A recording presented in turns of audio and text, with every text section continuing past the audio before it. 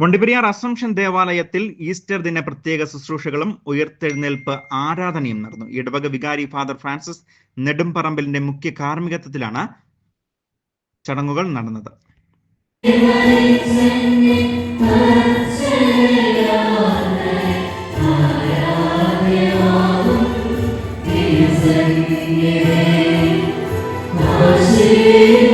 Rainbow news വാർത്തകൾ നിങ്ങൾക്കായി അവതരിപ്പിക്കുന്നത് Krishnamal Institute of Paramedical, Alli Nagaram, Theni. For admissions, 9894584876. സഹനത്തിന്റെയും ശാന്തിയുടെയും സമാധാനത്തിന്റെയും പ്രതീകമായ യേശുക്രിസ്തുവിനെ കുരിശിലേറ്റി ഉയർത്തെഴുന്നേൽപ്പ് ദിവസമായ ഈസ്റ്റർ ലോകമെമ്പാടുമുള്ള ക്രൈസ്തവർ ഭക്തി ആദരപൂർവ്വം തന്നെ ആചരിച്ചു വരികയാണ്. ഇതോടനുബന്ധിച്ചാണ് വണ്ടിപ്പെരിയാർ അസംഷൻ ദേവാലയത്തിന്റെ ആഭിമുഖ്യത്തിൽ ഉയർത്തെഴുന്നേൽപ്പ് പ്രത്യേക ആരാധന നടന്നത്. ആലുവ സെന്റ് ജോസഫ് സെമിനാരി പ്രൊഫസർ റവറൻ ഫാദർ രാജുവിന്റെ മുഖ്യ കാർമ്മികത്വത്തിൽ നടന്ന പ്രത്യേക പ്രാർത്ഥനകൾക്കും ആരാധനകൾക്കും ശേഷം രാത്രി 10:30 ഉയർത്തെഴുന്നേൽപ്പ് ദേവാലയ അങ്കണത്തിൽ നടന്നു.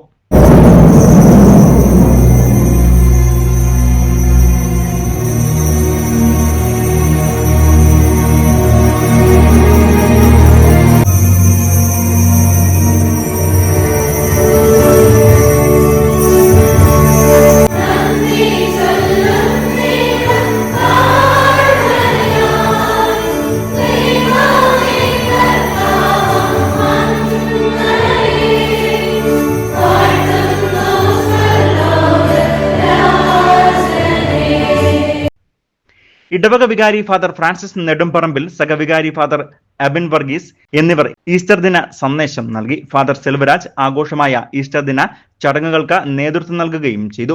ഈസ്റ്റർ രാത്രിയിൽ നാം ഇവിടെ ആയിരിക്കുമ്പോൾ തിരുസഭ വായനയിലൂടെ നമുക്ക് നൽകുന്ന സന്ദേശം ഒരു പുതിയ സൃഷ്ടിയായി മാറുവാനാണ്.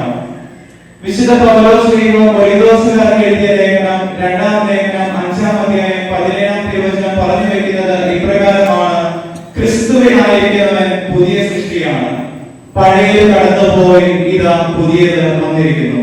തുടർന്ന് കുർബാന സ്വീകരിച്ച ശേഷമാണ് ഈസ്റ്റർ ആഘോഷങ്ങൾക്ക് തുടക്കമായത്. കഴിഞ്ഞ 50 ദിവസത്തെ നോയമ്പിന് ശേഷം ക്രൈസ്തവ വിശ്വാസികൾ ഈസ്റ്റർ ആഘോഷിക്കുമ്പോൾ ഇതുവരെ ജീവിതത്തിൽ ഉണ്ടായ പ്രശ്നങ്ങളും പിണക്കങ്ങളും കഷ്ടതകളും മാറി പുതിയ ഉയർത്തെഴുന്നേൽപ്പാവട്ടെ ഓരോ വിശ്വാസിക്കും എന്ന് ആശംസിച്ചുകൊണ്ടാണ് ഇടവകയിലെ മുഴുവൻ ആളുകൾക്കും ഈസ്റ്റർ ദിന സന്ദേശം നൽകിയത്.